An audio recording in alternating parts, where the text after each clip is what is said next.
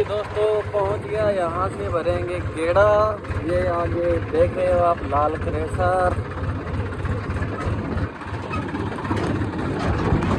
बने रहना दोस्तों वीडियो में।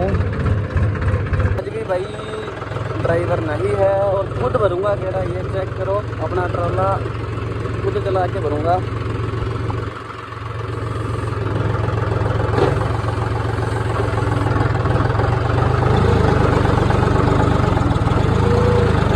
तरीका बताओ दोस्तों, जिसको पता है ये लोडर भरने का, फुल भरने का तरीका सही है या गलत है।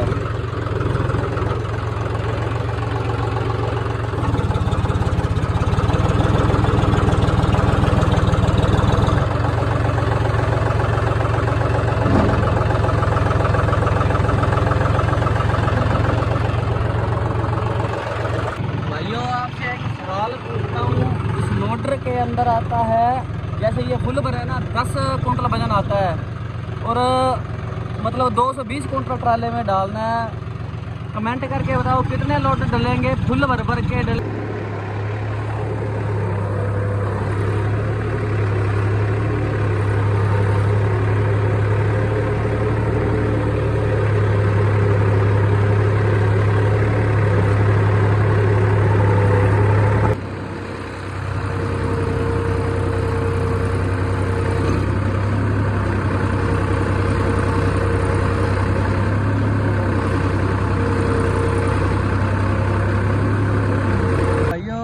पड़ चुका है। ये अंकल खुद का ट्राला भर रहा है, अपने वाला भर के वो रोक दिया और ये अंकल वाला भर रहा है।